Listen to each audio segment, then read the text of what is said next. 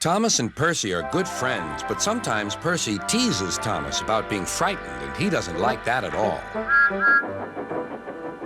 One evening, he was dozing happily, but Percy wanted to talk. "Wake up, Thomas. Are you dreaming about the time you thought I was a ghost?" "Certainly not.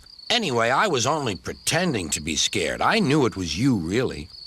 Percy went on teasing him. "I hope the guard leaves the light on for you tonight." "Why?" asked Thomas. "I quite like the dark." "Oh, really?" exclaimed Percy. "I am surprised.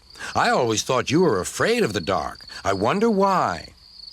Thomas decided to say nothing and went to sleep instead.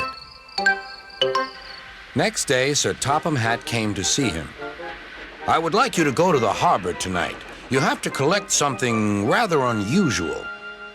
"What sort of something?" asked Thomas. "Wait and see," replied Sir Topham Hatt.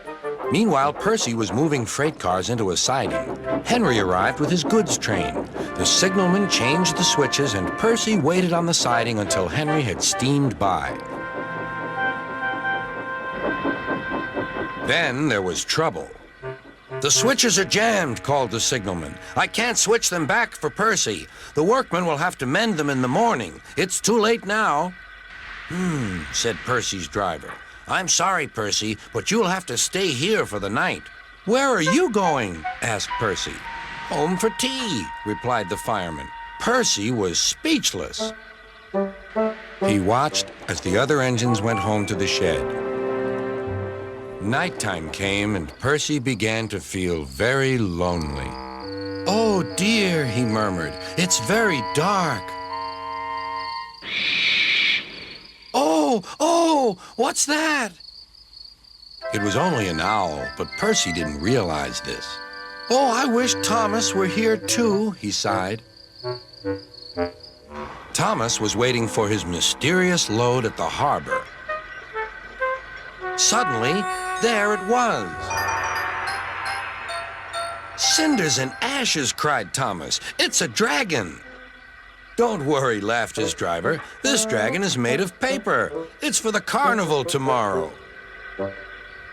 Workmen lifted the dragon onto Thomas's low loader and put lights all around it for protection.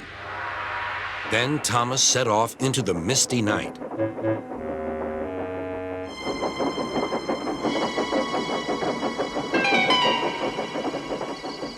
Percy was asleep on his siding and had no idea that Thomas was approaching him.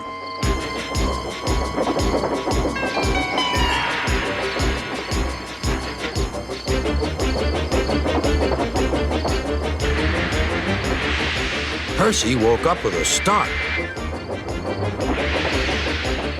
"Help!" cried Percy. "I'm not going to open my eyes until my driver comes." Next morning, the switches were mended, and Percy puffed back to the junction. Gordon was just about to leave with the express. "You'll never guess what I saw last night." Gordon was in no mood for puzzles. "I'm a busy engine. I don't have time for your games." "I've seen a huge dragon. It was covered in lights." Gordon snorted. "You've been in the sun too long. Your dome has cracked." When the other engines heard the news, they laughed too. "Look out, Percy," chuckled James, "or the dragon may gobble you up." "No one believes me," huffed Percy. Maybe I did imagine the dragon after all. But Percy soon found out that he hadn't. "Help! Save me!" cried Percy. "It's all right," whistled Thomas, and he explained about the carnival. "By the way, how was your night out?" Percy decided to tell Thomas the truth.